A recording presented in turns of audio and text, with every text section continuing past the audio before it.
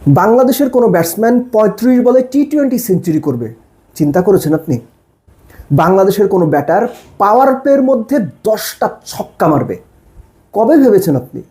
আপনার দূরতম স্বপ্নেও কি আপনি চিন্তা করেছেন বাংলাদেশ পাওয়ার প্লেতে 100-র ওপরে রান তুলবে?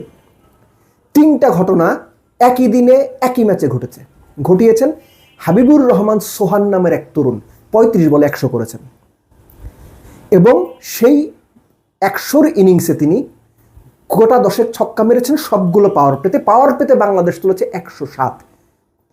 এই যে রাইজিং স্টার্স এশিয়া কাপ টুর্নামেন্টটা প্রথম ম্যাচে বাংলাদেশ হংকং চায়নার বিপক্ষে জিতেছে 167 চেজ করে 8 উইকেটে, এবং 9 ওভার বাকি থাকতে courtesy goes to Habibur Rahman Sohan. Brilliant, outstanding, mesmerising. এর সঙ্গে আপনি যোগ করে নিন আকবর আলী 4 নম্বরে নেমে 13 বলে 41 করছে, এবং কিঞ্চিত শাহ নামে এক বোলারের বলে 5টা ছক্কা মারছে সে।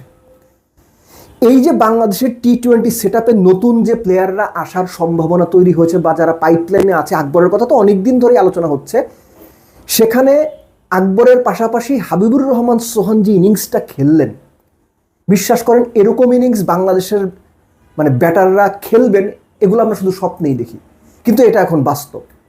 একটা সময়ে তো হাবিবুর রহমান সোহানের রান ছিল 24 বলে 88, তিনি যদি 25-26 এই 2 বলে দুটো ছক্কা মারতে পারতেন, 26 বলে তিনি 100 করতেন, যেটা হতো দ্রুততম টি-20 সেঞ্চুরির অফিসিয়াল রেকর্ড। সেটা বাংলাদেশের রেকর্ড হতো, সোহানের রেকর্ড হতো।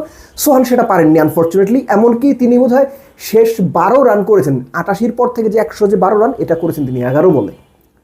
24 বলে 88, 35 বলে গিয়ে 100।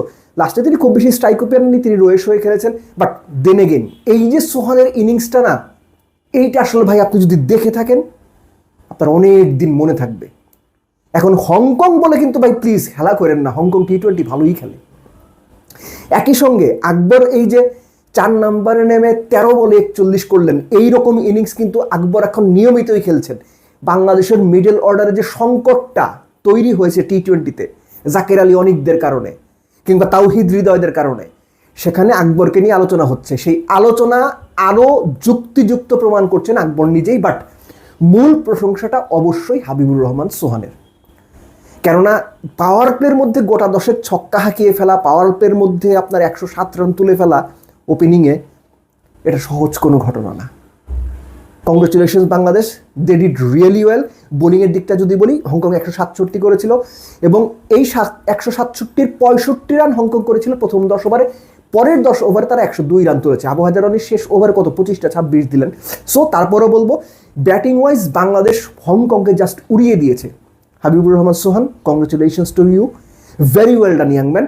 মনে করিয়ে দিই, কিছুদিন আগে যে বাংলাদেশ টিমটা আপনার 6 সাইড খেললো, সেখানেও তিনি 13 বলে বোধহয় একটা 50 করেছিলেন, 53 বা 54। তারও আগে যে টি-20 এনসিএলটা হলো, সেখানেও তার 3-4টা বেশ ভালো ইনিংস ছিল, কার্যকরী ইনিংস ছিল, বেটার স্ট্রাইক রেট ইনিংস ছিল। সো হাবিবুর রহমানের এই রেকর্ড ব্রেকিং ইনিংসটা, 35 বলে সেঞ্চুরির ইনিংসটা এখন বাংলাদেশের দ্রুততম টি-20 সেঞ্চুরির রেকর্ড।